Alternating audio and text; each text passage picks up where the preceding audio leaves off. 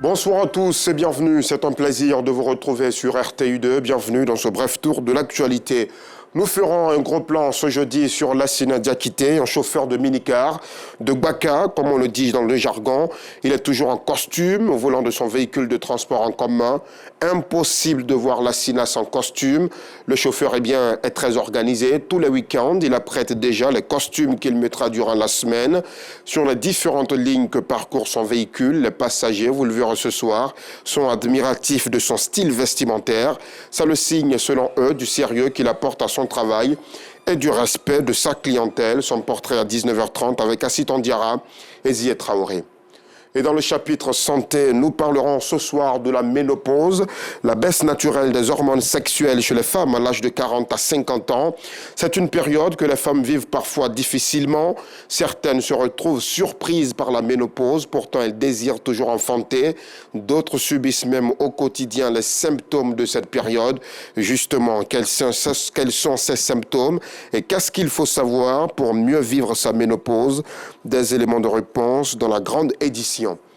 Dans un autre chapitre, au quartier Kennedy d'Abobo, un trou béant en pleine chaussée est ouvert depuis quelques semaines. Les automobilistes n'en peuvent plus. Le trou devient de plus en plus immense et constitue une sérieuse menace à la bonne fluidité de la circulation. Les riverains et les commerçants installés autour de cette voie craignent pour la sécurité de leurs enfants, des tout-petits qui ont transformé le trou en espace de loisirs. Vous verrez leur indignation à 19h30.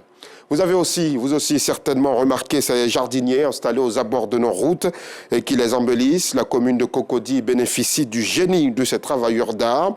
Aux deux plateaux, Carrefour Hénin ou encore au Carrefour La Vie, leurs fleurs, leurs arbustes et leurs plantes grimpantes ravissent la vue des usagers de ces routes.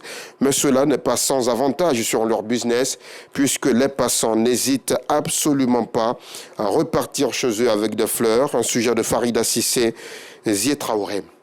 Le principal parti d'opposition de la Sierra Leone a accepté enfin de mettre un terme à son boycott du Parlement et des conseils locaux en échange de la libération de détenus politiques et de la fin des affaires judiciaires motivées selon lui par des aspects politiques. C'était à l'issue d'un dialogue avec le gouvernement. Les deux partis ont conclu hier soir des accords sous la médiation du Commonwealth, de l'Union africaine et de la CEDEAO. Environ 4 mois après les élections générales, le parti du Congrès de tout le peuple de l'opposition avait décidé sa non-participation à tout niveau de gouvernance, y compris le pouvoir législatif et les conseils locaux, jugeant les résultats des élections présidentielles, législatives et locales de juin truquées au profit du président Bio et de son parti.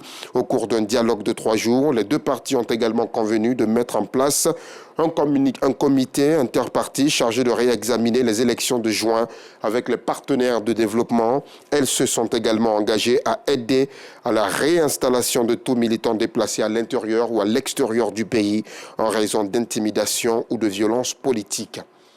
C'est la fin de ce bref tour de l'actualité. Merci de l'avoir suivi. Retrouvons-nous, si Dieu le veut, à 19h30.